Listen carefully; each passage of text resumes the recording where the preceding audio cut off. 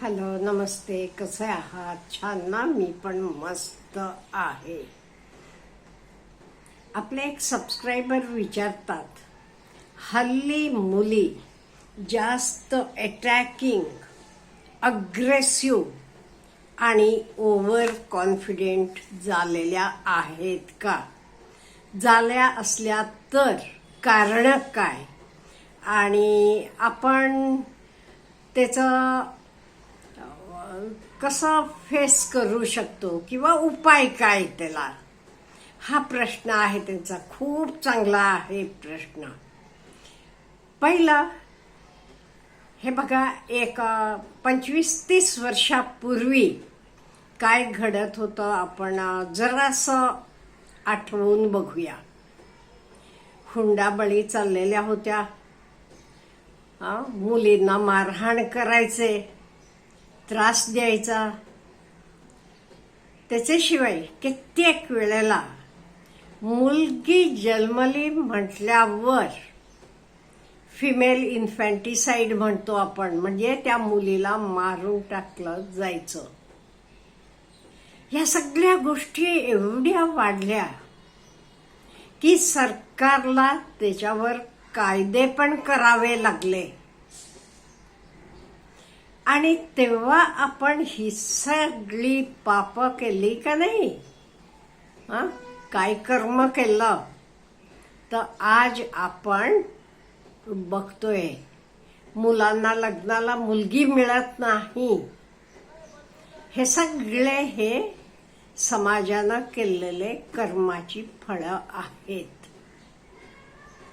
चुकीचं होतं तर जे काही आज घडते तर पण चुकलेलं आहे.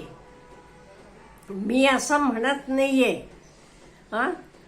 सियाना असेल, सोनमना असेल, मुस्कानना असेल, त्यांचे नवऱ्यांना मारलं तर बरोबर नाही. कम्प्लीट चुकीचं आहे तर, आणि त्यांना योग्य ती शिक्षा पण व्हायला पाहिजे. पण हे आता तुम्ही विचारला कारण का त्या जास्त अटॅकिंग, अग्रेसिव्ह, ओव्हर कॉन्फिडेंट वगैरे झालेल्या आहेत? ह्याची कारणं काय आहेत? पूर्वी कसं असायचं? मेन म्हणजे लहान वयात लग्न व्हायची आणि त्यांना शिक्षण नव्हतं. आपले पायावर त्यामुळे उभं राहायला काही साधन नव्हतं. एवढ्या काय माहेरचं पण आधार तेवढा नसायचा का? म्हणजे घरात बरीच मुलं, आपण परत गेलो की आपले भावंडांचं काय? एवढ्या काय लग्न दिल्यावर तर घर आपल्याला संपलं, हे टाईपची भावना होती.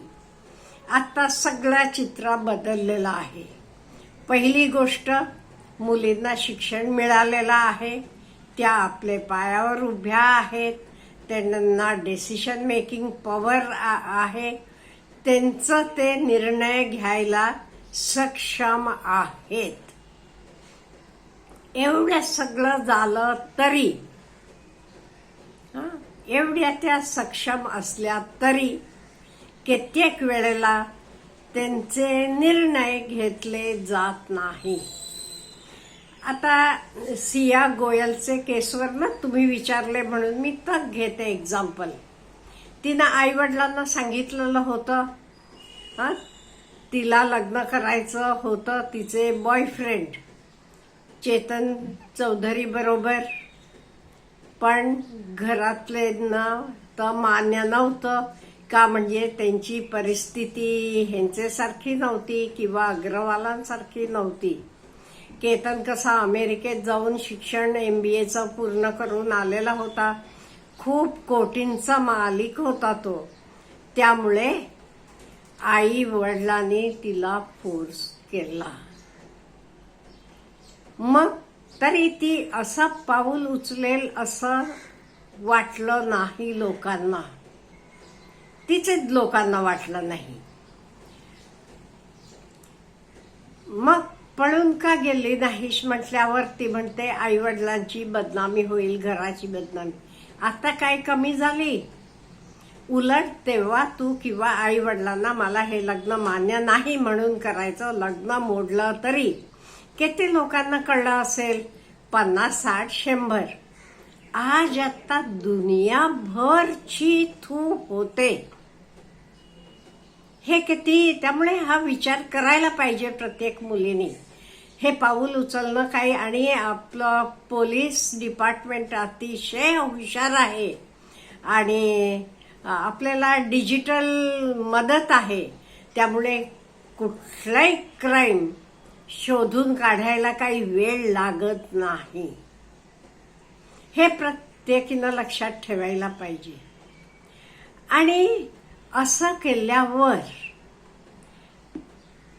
कोणाला ह्यातनं सुख मिळते? तो मुलगा तरी बिचारा गेला, त्याच्या आई वडिलांना आयुष्यभराचं दुःख झालं. हिचे आई वडिलांना म्हणून काय मिळालं? आणि बॉयफ्रेंडला, तो तरी गरिबाचं, त्यांचं दुकान पण म्हणे हे ज्यानं भाड्यानं दिलेलं होतं ते मालकानं तर दुकान पण काढून घेतलं. आता ते चेतनचे वडील म्हातारे काय करणार आहेत बघा. म्हणजे सगळ्यांना त्रासात घालता. त्यामुळे हे कंप्लीट चुकीचं आहे. ते पहिलं का होते कारण सांगितली. दुसरं त्याचे इफेक्ट्स काय होतात, सगळ्यांवर होतात, समाजावर. एवढं काय आता मुलं घाबरलीत लग्न करायचं म्हणजे.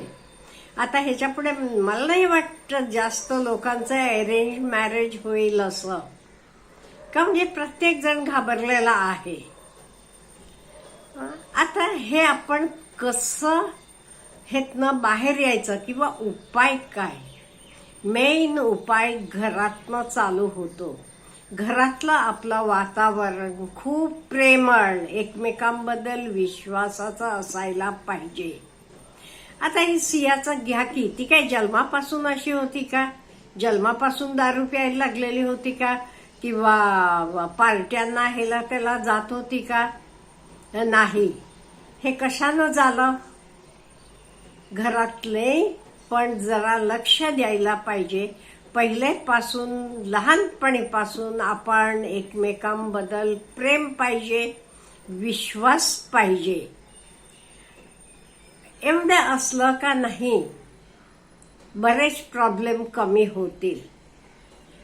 मुलं बाहेर पार्ट्यांना दारू प्यायला कशासाठी जातात?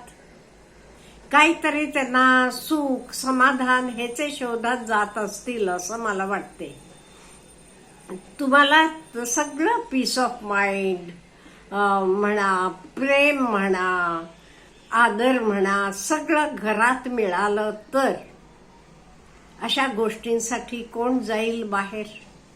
त्यामुळे पहिली गोष्ट घरातनच चालू होते. आपण आपल्या घरातलं वातावरण जरासं, आणि कोणालाही हे बघा, फ्रीडम म्हणजे तुम्ही कसंही वागा तर फ्रीडम नाहीये. त्यामुळे किती फ्रीडम द्यायचं कोणालाही, मुलाला असू देत, मुलीला असू देत, बायकोला असू देत. ह्याला एक लिमिट पाहिजे आणि हे सगळ्यांना कळायला पाहिजे. घरात सगळे एकत्र बसायला पाहिजे. आपला मुलगा कुठे जातो, मुलगी कुठे जाते, बायको कुठे जाते, नवरा कुठे जाते, हे प्रत्येकाला एकमेकांना माहीत असायला पाहिजे. म्हणजे ओपननेस असायला पाहिजे, एकमेकांबद्दल विश्वास असायला पाहिजे. आणि प्रेम असलं का नाही, मला नाही वाटत कोणी असं दुसऱ्याला खाली दरीत ढकलून टाकेल असं नाहीये. अहो, आपल्याला मांजराचं पिल्लू घरातलं मेलं तरी किती वाईट वाटते. तसं असताना ज्या मुलाबरोबर तुझं एंगेजमेंट झाले, तो तुझ्यासाठी एवढ्याले गिफ्ट्स देतो, एवढा आनंदी आहे, तुझ्यावर प्रेम करतो, आणि त्याच्याशी तू असं वागायचं म्हणजे कुठेतरी मनात प्रेम म्हणा, विश्वास म्हणा हे नाहीये.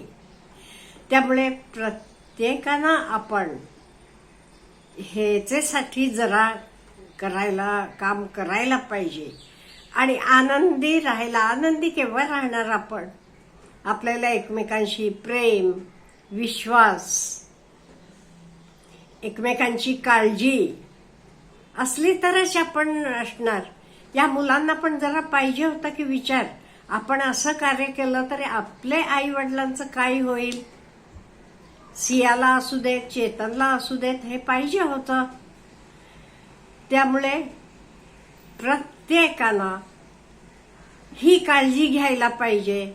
मी आनंदात राहायला पाहिजे, माझ्याबरोबर माझे कुटुंबीय, माझे जवळचे जे माझ्याशी प्रेम करतात, विश्वास करतात, त्यांनाही मी आनंदात ठेवायला पाहिजे. त्यांना दुःख मिळण्यासारखं मी काहीही करू नये, हे प्रत्येकाला जाण पाहिजे. एवढी जाण असली की मला नाही वाटत कोणी दुसऱ्याचा. आश्चर्य वाटते मला, ह्या मुली एवढ्या क्रूर कसं बनतात. एवढंच काही नुकतं बेंगळूरमध्ये घडलेली घटना तुम्ही वाचला असाल. एका मुलीनं आपले आई वडील आणि आपली 20 वर्षाचे बहिणीला मारून टाकले. ती मोठी बहीण लिव्ह इन मध्ये राहत होती. कुठले तरी मुलाबरोबर 33 लाखाचं काहीतरी कर्ज केली. मग ते पैसे वडिलांकडे विचारलं की वडील म्हणाले एवढे पैसे नाही माझ्याकडे, कुठून देऊ. तसं तिनं आई वडील आणि आपले 20 वर्षाचे बहिणीला मारून टाकले. आणि हे सगळे तुमचे ह्या वयातलं तुम्हाला वाटते का नाही प्रेम, तर काही प्रेम. आता सिया आणि चेतनचं बघा ना, पोलीस इन्व्हेस्टिगेशन मध्ये सिया म्हणतीये चेतननं सांगितलं त्याला मार म्हणून, आणि चेतन म्हणतो नाही सियाचं प्लॅनिंग होतं तर तिनं हे सगळं केलं म्हणून. म्हणजे काय तुमचं प्रेम आहे. प्रेम असताना एकमेकांसाठी सॅक्रिफाईस करायला यायला पाहिजे, हे काही नाहीये. त्यामुळे असले प्रेमाचे कोणी बळी पडू नका. जरा समंजस्व, जरा व्यवस्थितपणे शिक्षण घ्या, काही घ्या, आपल्या पायावर उभा राहावा. मग आपल्यावर खरोखर प्रेम करतीये त्या व्यक्तीशी आपण लग्न करावं. मग तिची जात कुठलीही असो, श्रीमंत असो, गरीब असो, दिसायला कशी असू देत, हरकत नाही. तुमची मनं आधी जुळायला पाहिजे, एकमेकांबद्दल विश्वास पाहिजे, हे अतिशय महत्वाचं आहे.